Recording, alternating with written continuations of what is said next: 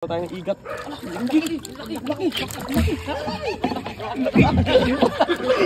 Baka makakagat ka.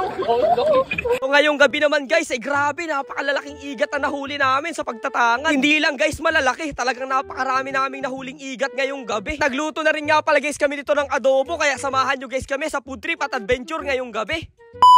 So what's up mga kanapadaan lang. So ngayong araw nga guys, ay mali pala guys, gabi pala ngayon. So bali guys, ngayong gabi, manghuli nga pala kami ng napakalalaking igat. Kaya nga guys, pagsilim pa lang dito ay nag-assemble na kaagad kami. At eto nga pala guys, ang gagamitin naming pamain na isda.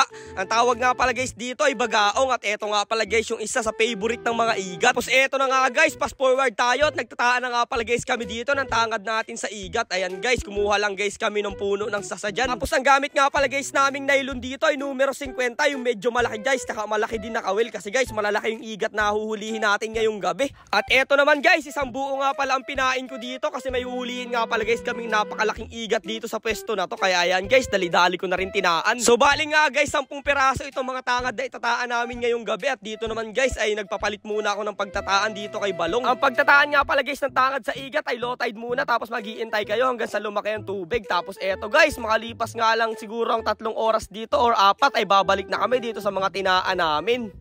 Ito guys, so pandaw tayong igat. Laki. Baka makakagat ka. Laki igat guys. Laki. Guys, igat to. Laki.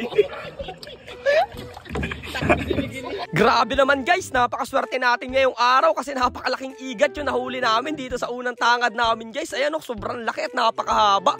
Buti na lang guys, napuluputan ka agad yung bibig niya kaya hindi niya na tayo makakagat. Kasi guys, para sa kalaman nyo, talaga naman guys, napakatatapang ng ganitong klaseng igat. Yung tinatawag guys namin na igat malabanos. Napakatalas pa naman guys ng ngipin niya mga yan. At dito naman guys, sa pangalawang tangad natin walang dumawi. Ayan guys, nandun pa yung isdang pain natin. At eto guys, yung pangatlo, kitang kita naman natin na kahit nasa ilalim pa ng tubig nakapulupot na agad yung isang igat dyan.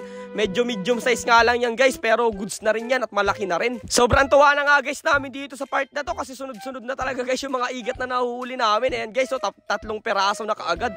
At eto, pa-4 pa guys. So kadalasan nga palang namamatay ang igat na yan guys pag nagpupulupot sila dyan sa mga nylon. Si Ramel naman daw mapan daw. Oh, ayan oh. Bagong huli, mga angagat yan. Hindi ko ba ito? Yan.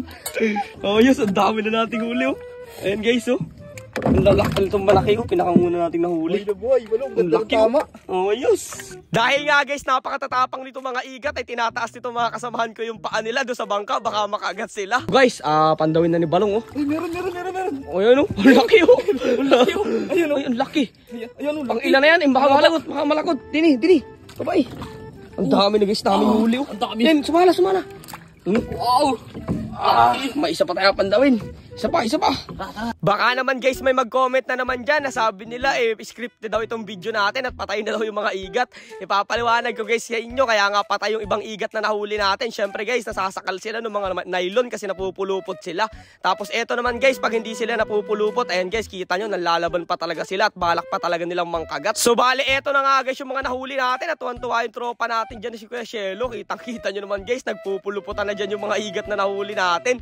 Bali nga guys, 7 pieces yung nahuli naming mga igat dito. Tinaalis na nga pala guys namin yan doon sa kanilang kawil. Eto guys, oh grabe, 7 piraso talaga yung nahuli natin. Kitang-kita nyo naman yan. At hindi nga pala guys natin palilipasin tong gabi na hindi natin pupudripin at itikam yung mga igat na yan. Kaya eto guys, agad na rin namin binuli dito sa buhangin yan kasi guys ang pamamaraan para maalis yung mga lansa nitong igat.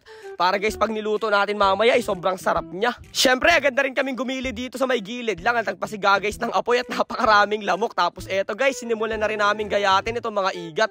Ganyan nga pala guys ang proseso ng pagluluto ng igat, kailangan natin lagyan ng gayat. Tapos nag-aabang naman guys dito yung pusa namin na si Island. Ayan guys, so talagang gusto niya rin pumud trip. Ang unang first step nga pala guys natin gagawin dito ay pakukulaan muna natin ito sa suka para tuluyan guys mawala yung kanyang lansa. Grabe, sobrang saya na naman guys namin, kahit gabing-gabi makakapag-food trip na naman tayo. Shoutout nga pala sa lahat ng kumakain ng mga ganitong klaseng igat, talaga naman guys napakasarap. At eto na guys, magigisa na tayo dito ng sibuyas at bawang at isasangkot siya guys natin itong nilaga natin na mga igat. Pero syempre guys, pagkatapos niyan, lalagyan na guys natin yan ng gatanan nyug. Ayan guys, so yan na magpapasarap dyan guys, yung gatanan nyug na yan. Tapos ayan guys, para nga maging tuluyang masarap itong niluluto natin, maglalagay tayo ng paminta, konting asin at bitchin. Tapos ayan, luyang dilaw. Yan kasi guys, luyang dilaw ang tuluyang magpapaalis ng lansa nitong igat. At makalipas nga lang guys ang ilang minuto, syempre luto na yan. Kaya magdadasal muna tayo at magpapasalamat.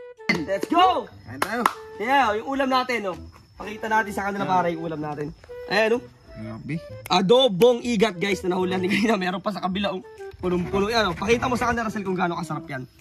Kamay mo na! Kasi tayo nandito sa mangroves. Yan, guys, oh. Unang subo. Igat! Chelo. Angelo, tikman natin nga. Grabe. Quality itong mga to, eh. Sarap. Sarap. Tapos kanin, no? Basta baho ka. Solid. Nginit. Ayos. Kain tayo, guys. Sarap. Grabe guys, isa na namang solidong food trip na nangyari sa atin at isang solidong adventure na naman na nagawa natin ngayong gabi. Kaya maraming salamat guys sa lahat ng mga nanonood. Kita-kits na lang ulit tayo bukas.